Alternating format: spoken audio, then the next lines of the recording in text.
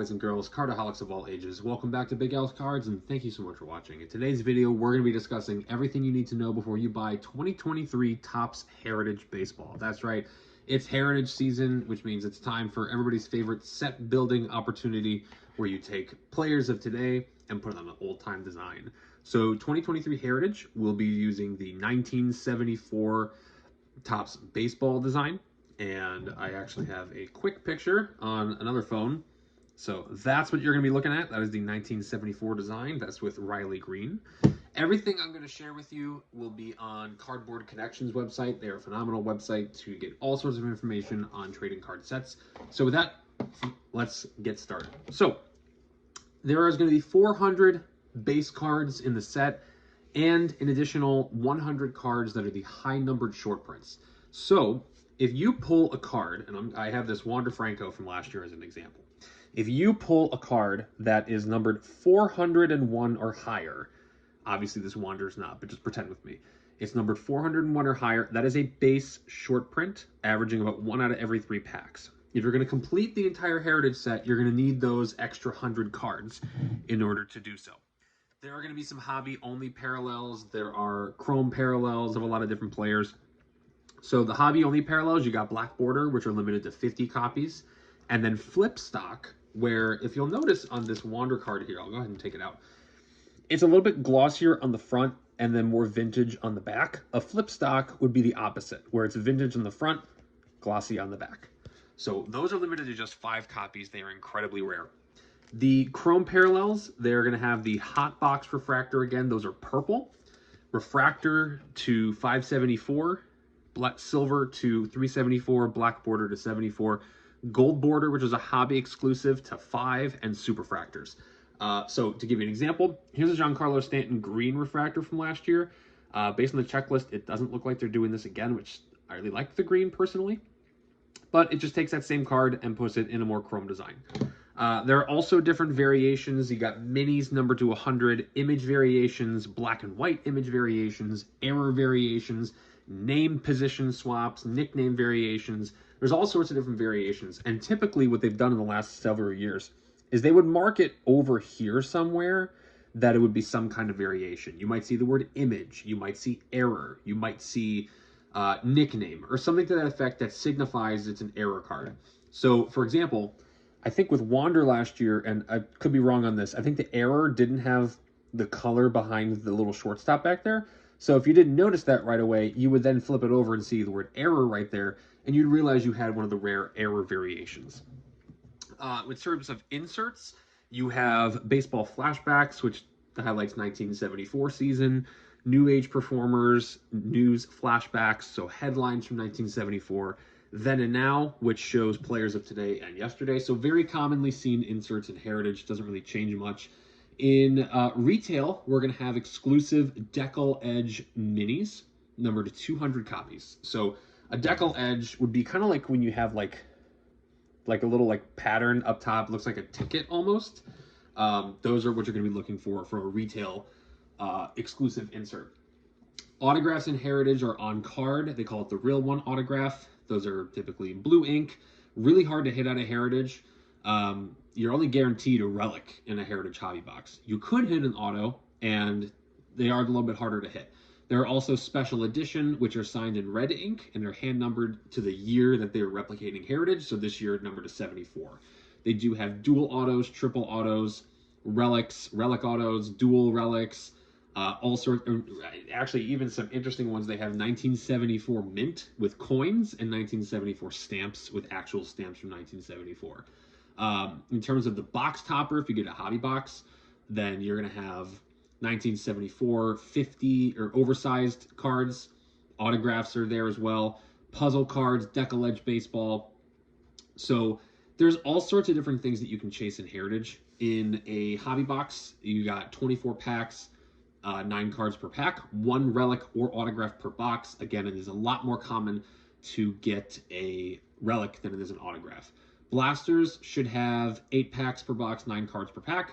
Hangers are 35 cards in a box, and fat packs are 20 cards per pack. So let's look at the checklist. So in terms of the checklist, at least the first 400 cards, it's pretty standard stuff. You're going to have a lot of rookies, like Adley. You actually have an Aaron Judge tribute set, so you know I'm going to be going after those. But then just a lot of just names, right? You have Nolan Gorman, you have Julio, you have Ohtani, you have Joe Ryan, Rowdy Tellez, Josh Naylor. It's kind of like Flagship, but just in a vintage style, and where that a lot of people get a card. Not just the specialized sets where it's a lot more the rookies and the famous, excuse me, the famous stars, but you have a little bit of everything. So you do have a lot of top rookies like Gunnar Henderson, Adley Rutschman, Nolan Gorman, but you have a lot of other players on there as well. If you scroll, I'm scrolling down on my other phone here to the short prints. In terms of short prints, you're going to find more just names. So out of every 3 packs, you might find a Dane Dunning. You might find an Anthony Rizzo, a Walker Buehler, a Juan Soto. You might just find just a bunch of different ones after number 400 that are short prints, rookie combinations. The variation checklist is actually very good. So a lot of players have multiple different variations. Trout has an error, name, position, image, and nickname. Adley has the same thing. Bryce Harper, Julio Rodriguez, Nolan Gorman, the Riley Green. There was one, actually there were 2 that were very interesting that I'm 100% going to chase. And I don't recall if these were on the base variations. I think they were another kind of variation, but Anthony Volpe and Jordan Walker had their first rookies in this set, and they are short print variations. Card number 282 is a rookie short print for Anthony Volpe, and then looking for Jordan Walker on the checklist. He's also going to be a rookie variation, which should be the same odds as other image variations. So something to keep in mind, those are going to be a little bit of chase cards for Heritage, at least for me personally. In terms of Chrome, it's more just the stars. So there's like 400 cards on the base checklist, right? But there's only 100 of them got a Chrome card. There is the base Chrome, which is numbered to 999, and again, the various other parallels. They did cut the red, and they did cut the green, which kind of stinks, but I kind of get what they had to do it. They did make them a little bit harder to hit this year in terms of Chromes. But a lot of really good names on that checklist. Same with the minis, numbered to 100, 127 players in that checklist, a lot of the big names. In terms of autographs, you have a bit of a mix. You have some people from 1974, so Carl Yastrzemski, Fergie Jenkins, Johnny Bench, Mike Schmidt, Reggie Jackson, Nolan Ryan, all on teams they played for in 1974.